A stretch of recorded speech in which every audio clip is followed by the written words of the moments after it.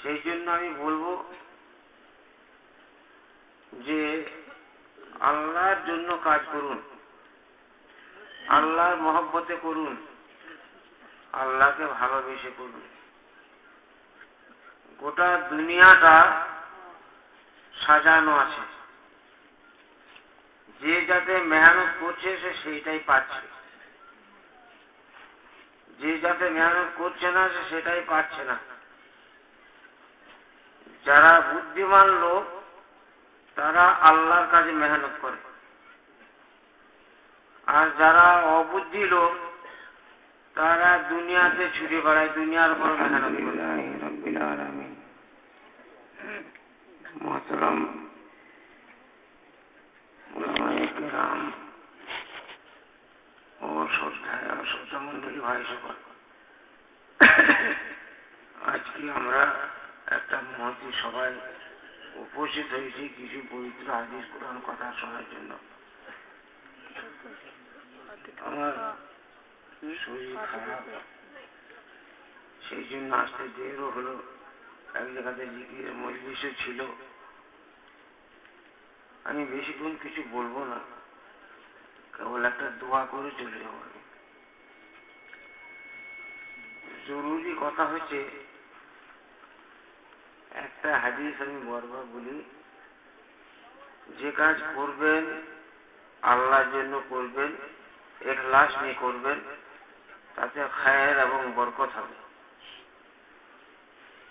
কাজ যদিও দেখতে ভালো মনে হয়, আর যদি আল্লাহর জন্য না হয় সে কাজ আল্লাহর নিকটে মকবুল হয় না, সে কাজে কোনো খায়ের এবং বরকত হয় না। সেই জন্য যারাই জলসায় এসেছেন, চাই বক্তা হিসেবে হন আর শ্রোতা হিসেবে হন, সকলেই আমরা নিয়ত খারিজ করলি যে এই রাত জাগবো আল্লাহর জন্য, শুনবো আল্লাহর জন্য, আমল করবো আল্লাহর জন্য। আমরা যারা বক্তা আছি আমাদেরও আল্লাহ তাআলা নিয়তে ইখলাস দান করুন, আমাদের কথায় যেন খায়ের এবং বরকত হয়। ভাই, জরুরি কথা হচ্ছে, আমরা যা কিছু করি না কেন, যদি আমাদের নিয়ত খারিজ থাকে তাহলে কি হবে? তাতে বরকত হবে, আর তাছাড়া বরকত হবে না, রাত জাগায় কন্ডসম হবে। সেই জন্য আমি বলবো যে আল্লাহর জন্য কাজ করুন, আল্লাহর মহব্বতে করুন, আল্লাহকে ভালোবেসে করুন। গোটা দুনিয়াটা সাজানো আছে,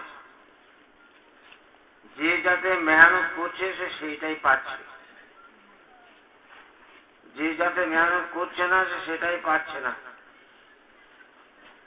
যারা বুদ্ধিমান লোক তারা আল্লাহর কাজে মেহনত করে, আর যারা অবুদ্ধি লোক তারা দুনিয়াতে ছুটে বেড়ায়, দুনিয়ার উপর মেহনত করে। এই প্রসঙ্গে একটা উদাহরণ বলি, এইটা বলি আমি দোয়া করে দেব। উদাহরণটা হচ্ছে যে বাদশাহ হারুন রশিদ খুব পরেজগার, বিচক্ষণ, আল্লাহওয়ালা বাদশাহ ছিলেন। ওনার অনেকগুলি বাঁধি ছিল। সেই বাঁধিগুলো মধ্যে একটা বাঁধি দেখতে কুৎসিত, কালো, দেখতে সুন্দরী নয়, তাকেই উনি বেশি ভালোবাসতেন, তাকেই বেশি মহব্বত করতেন, তার কথা বেশি শুনতেন। আর যারা বাঁধি ছিল সকলের ওর উপরে হিংসা করত। তারা বলতো যে আমাদের চেহারা ভালো, আমাদের কাজ ভালো, আমরা দেখতে সুশ্রী, তবু ওই কালো বাঁধি থেকে হারুন রশিদ বাদশাহ বেশি মহব্বত করে। তার কারণটা কি? তার কারণ হচ্ছে উনি জানতে চাইলেন কেন বেশ ভালোবাসে। বাদশাহ হারুন রশিদ বিচক্ষণ মানুষ, উনি বুঝতে পারলেন এদিকে বুঝিয়ে দিতে হবে। উনি একটা ঘটনা দ্বারাই ওনাদিকে বুঝাইতে চাইলেন। উনি সবাইকে ডাকলেন, সব বান্দিগুলোকে ডাকলেন, ডেকে বললেন যে তোমরা শোনো, তোমাদিকে আমি কিছু উপহার দেব, সেই উপহার তোমরা ভোগ করবে। বলে কি উপহার? বলছে যতগুলো এখানে আলমারি আছে, এই আলমারিগুলোতে সোনা দানা রূপো হিরে জওহার এইসব ভরা আছে। তোমাদেরকে আমি একটা নির্দেশ দেব, দৌড়ি নিয়ে যে যে আলমারিতে হাত রাখবে সে সেই আলমারিতে পাবে। তখন হলো কি, সকলেই প্রস্তুত হয়ে গেল যে আমরা যদি দৌড়ে নিয়ে একটা আলমারি ছুলে যদি পাই তাহলে আমরা এখনই যাব। হারুন রশিদ বাদশাহ লাইন দিয়ে দাঁড় করাইলেন আর নিজের বান্দিটাকেও দাঁড় করাইলেন। দাঁড় করানোর পরে উনি সবাইকে একটা সিগন্যাল দিলেন, সব হুড়মুড় করে দৌড়ে গেল, এক একটা আলমারিতে হাত রাখলো। বলে খুলে দেখো কার কি আছে। কেউ দেখছে হিরে রয়েছে, কেউ দেখছে জহর রয়েছে, কেউ দেখছে চাঁদি রয়েছে, কেউ দেখছে সোনা রয়েছে, কেউ দেখছে আরো কিছু রয়েছে, অনেক কিছু রয়েছে। সবাই এক একটা করে আলমারি হাত দিয়ে দাঁড়িয়ে থাকলো। আর যে বাঁধিটা একবারে অপছন্দ, কালো কিটকিটে, দেখতে ভালো নয়, ও করলো কি বাদশার কাঁধে হাত দিয়ে দাঁড়িয়ে থাকলো।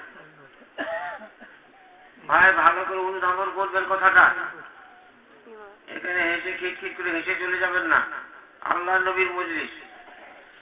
যখন সেই বাঁধিটাকে সবাই দেখল, অন্যান্য বাঁধিরা, মানে এটা খেপি ওঠে একদম। তার কারণ আমরা তো এক একটা আলমারিতে হাত রাখলাম, আমরা কেউ হিরে পাবো, কেউ 7 পুরুষ বসে খাবে, 500 ভরি সোনা, 1000 ভরি রূপো, 10,000 ভরি চাঁদি, 10 ভরি হিরে, এইগুলো পাবো। তখন হারুন রশিদ বাদশাহ ওদেরকে বুঝাইতে চাইলেন, বলতে চাইলেন তোমরা কেন আলমারিতে হাত রাখলে? বলে আমরা এই জন্য হাওড়ায় হতে এগুলো পাবো। বলে হ্যাঁ।